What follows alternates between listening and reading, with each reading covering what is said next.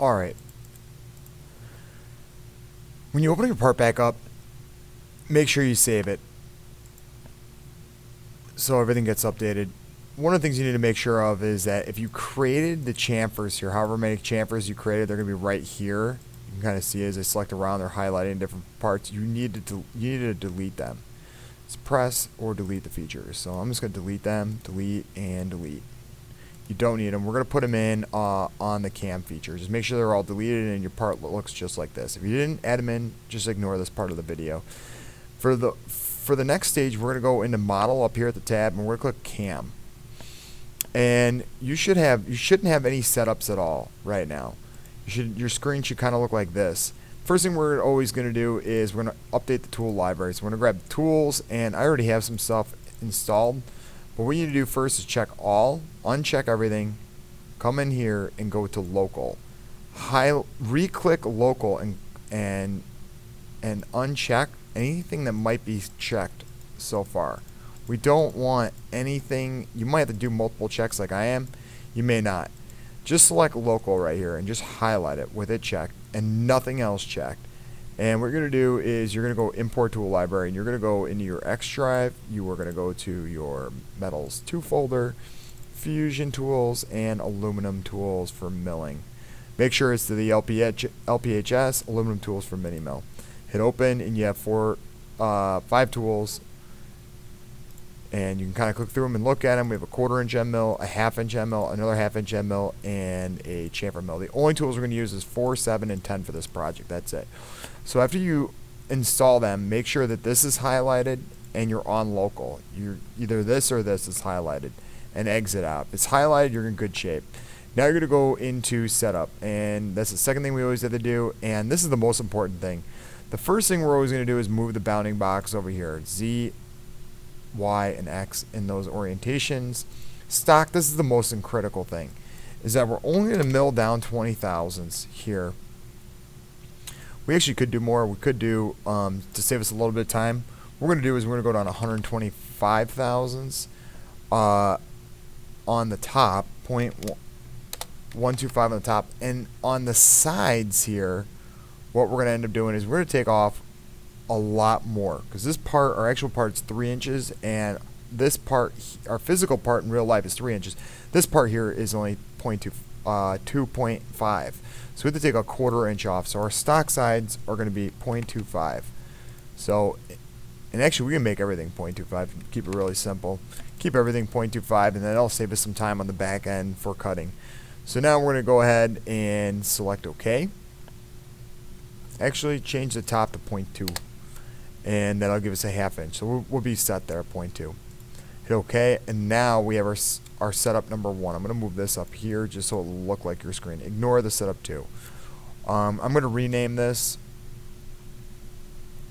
so it will look exactly like yours. You don't need to do this. I'm not even sure if I can. Oh, okay, there we go.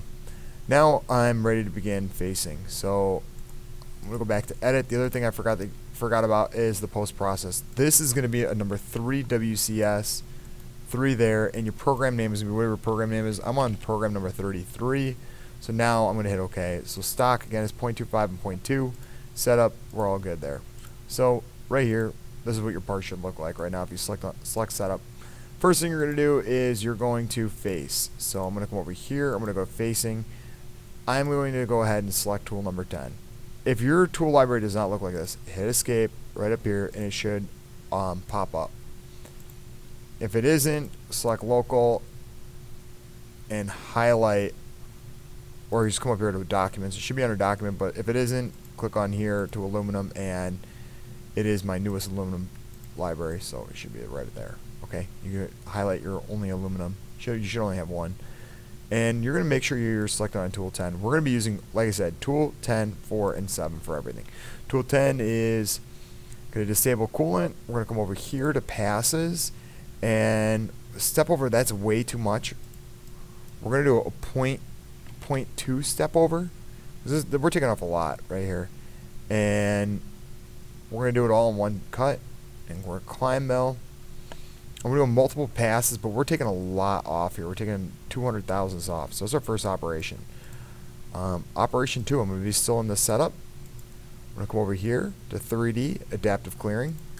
Again, select tool number 10. 1/2 inch flat facing end mill.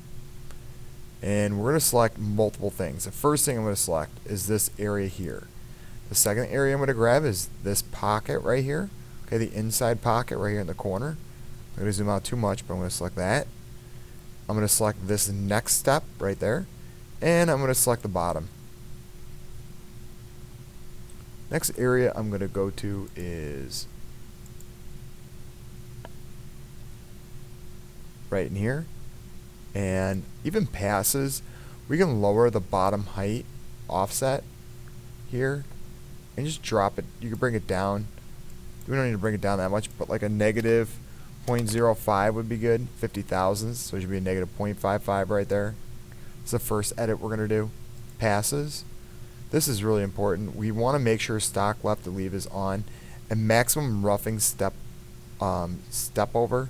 That'll be fine as well. But optimal tool load right here, I'd like to keep that at 0.2 or even lower it down to 0.15. Lower that to 0.15 and you should be in pretty good shape for this. And then everything else should be fine. There should be another edit. So again, the edits, negative 0.05 there, 0.15 here. Tolerance of 4,000 will be perfect. No stock to leave. Let's go ahead and check that. Now it's going to kind of clean everything up nice and neat. Shouldn't be too tough on the end mill. Looks pretty good. And it is going to cut everything out on this part completely with that adaptive clearing, 3D adaptive clearing. Now we're ready to go ahead and 2D adaptive clearing. And this time we're going to go ahead and we're going to go with a smaller end mill. So if we take a look at what we have so far, this is what we've done. Simulate. Make sure you turn off tool paths and just turn on stock. So only stock and tool should be on. Hit the play. Speed it up.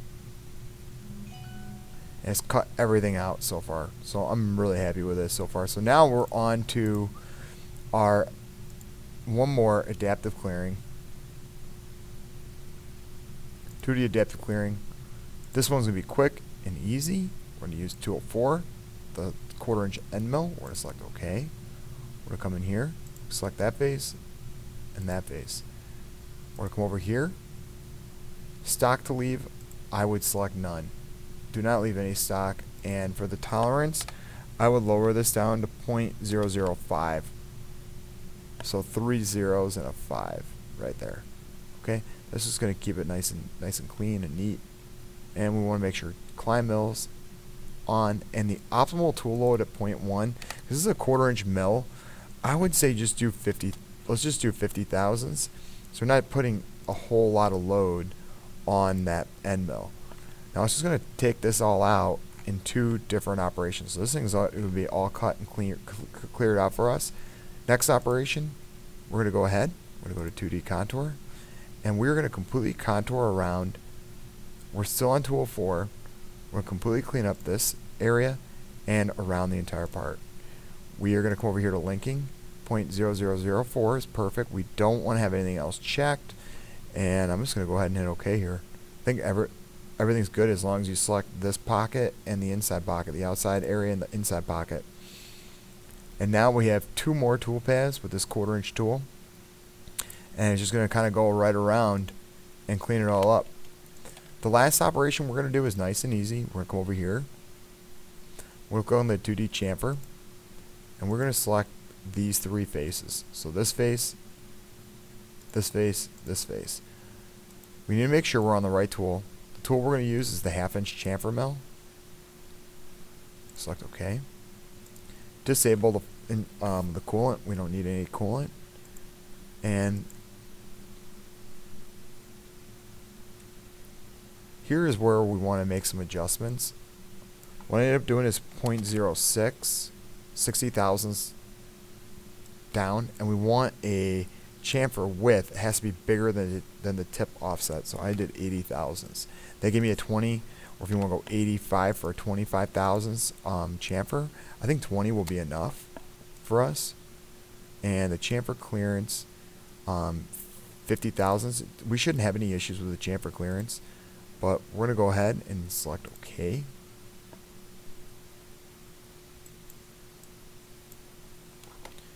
Now, and this is the last feature we put on.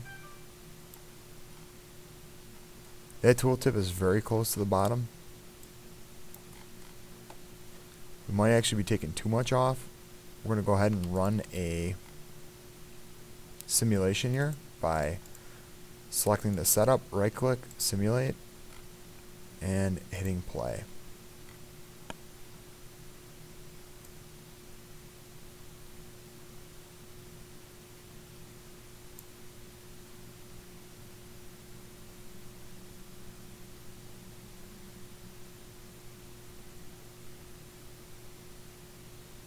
And it looks like we're going to be taking too much off on that chamfer. You can see that just that little green space. We don't want that, so we're going to go back in, we're going to edit this chamfer, and we are going to do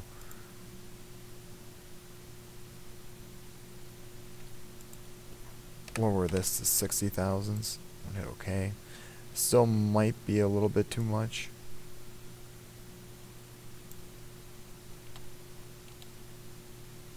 Edit one more time.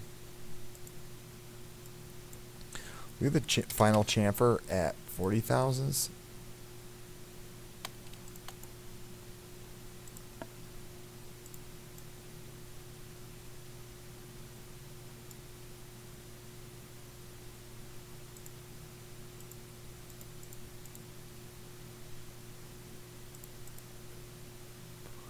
And now you're getting a nice chamfer of 40 thousandths. I'd probably even lower it, maybe even a little bit more. And go to edit and go to 25 thousandths. I think that'll be plenty for our chamfer clearance and for our chamfer and our clearance and everything. And we'll play it one more time. Simulate. Go to the last thing, and that will looks like a very good, nice, even chamfer all the way around that. So keep it at 25 thousandths for the final chamfer. 60 and 0.05, and you should be in really good shape for your part feature, and you'll be ready to export and do everything else you need to do. So your toolpaths are all done. You have facing, adaptive clearing, contour there, or chamfer there, and you should feel, yeah, that is all we have for you today.